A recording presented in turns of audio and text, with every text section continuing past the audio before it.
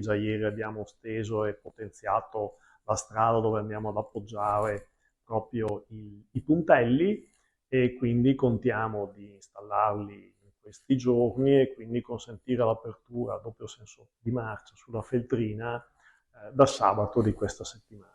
La Pasqua dovrebbe quindi essere salva lungo la Feltrina ed è lo stesso direttore di Veneto Strada ad aggiornare sui lavori che riguardano il cavalcavia tra Cornuda e Pederobba, chiuso totalmente al traffico da venerdì scorso, da quando un tir che procedeva sulla strada provinciale sottostante ha urtato le travi del manufatto. Questo tipo di lesioni sono particolarmente insidiose, quindi chiaramente abbiamo dovuto approfondire tecnicamente molto dal punto di vista statico, perché la lesione era estesa su tutto il manufatto, e chiaramente qua si parla di sicurezza della circolazione, quindi non sono ammesse, diciamo, situazioni di leggerezza o di superficialità. Tirano un sospiro di sollievo sindaci e residenti delle comunità interessate dalle deviazioni, da Unigo a Cornuda passando anche per Crocetta del Montello. I centri sono sotto stress. Queste immagini raccontano di un tir in panne davanti al municipio di Pederobba, disagi pesanti che avevano portato il sindaco Marco Turato a evidenziare come durante lo scorso weekend